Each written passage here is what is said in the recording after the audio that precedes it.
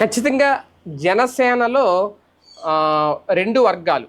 అంటే ప్రశాంతంగా నడిపేస్తున్నాం పార్టీ అని పవన్ కళ్యాణ్ గారు అనుకుంటే పొరపాటేనేమో. జనసేనలో అంటే ఎప్పుడైతే కూటమి కట్టారో, పొత్తు పెట్టుకున్నారో టీడీపీతో, అక్కడ తెలుగుదేశం పార్టీతో కలిసి సాగలేకపోతున్న వాళ్ళు కొంతమంది గ్రౌండ్ లెవెల్లో కొన్ని నియోజకవర్గాల్లో, అలాగే ఒకే పార్టీలో ఉండి చీలికలు తెచ్చుకునే ప్రయత్నం, ఒకళ్ళనొకళ్ళు 2 వర్గాలుగా విడిపోయి ఒకళ్ళనొకళ్ళు పడకపోవడం, ఇది గ్రౌండ్ లెవెల్లో కనిపిస్తోంది. అది కూడా ఆయన సొంత నియోజకవర్గం అయిన పిఠాపురంలోనే జనసేన గ్రూపుల గోలతో చీలికలు వచ్చే ప్రమాదం ఉంది అనే సంకేతం వినిపిస్తోందట. పిఠాపురంలో వైపు తెలుగుదేశం పార్టీ నాయకులకు జనసేనకు అసలు పడట్లేదు. ఇద్దరి మధ్య పచ్చగడ్డ వేస్తే బొగ్గుమంటుంది. దీనికి తోడు నాగబాబు గారు చేస్తున్న వ్యాఖ్యలు ఏవైతే ఉన్నాయో 2 పార్టీల మధ్య గొడవను మరింత ముదిరేలా చేసే గతంలో అనేది. ఇప్పుడు తాజాగా పిఠాపురం మండలంలో మట్టి తవ్వకాల కోసం జరిగిన గొడవలు ముదిరి జనసేనలోని 2 వర్గాలు వీధికెక్కాయి.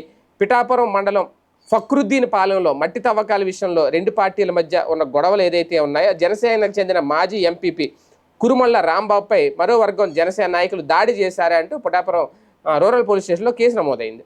ఈ వివాదం వాస్తవానికి ఇటుక బట్టేలకు మట్టి తరలింపు విషయంలో మొదలైంది. చెరువుల్లో మట్టి తవ్వకాల కోసం అధికారులు అనుమతుల కోసం ఒక వర్గం ప్రయత్నిస్తుంటే మరో వర్గం అభ్యంతరం వ్యక్తం చేసింది.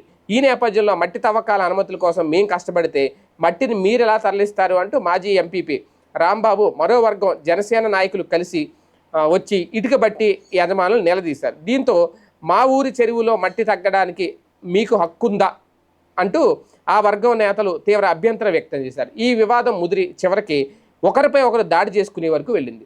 తర్వాత 2 వర్గాల నేతలు పరస్పరం ఫిర్యాదులు చేసుకునేందుకు పిఠాపురం పోలీస్ స్టేషన్ ఆశ్రయించారు.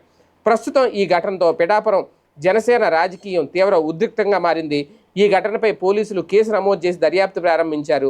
అయితే సంబంధిత శాఖ అధికారులు చెరువులో మట్టి తోలకానికి సంబంధించి ఉన్న అనుమతులపై కూడా విచారణ చేస్తున్నట్లు సమాచారం. ఏదైనా మట్టి తెచ్చిన తంట చివరికి సొంత పార్టీలోనే చీలికలు తెచ్చి పెడుతుందా భవిష్యత్తులో చూడాలి.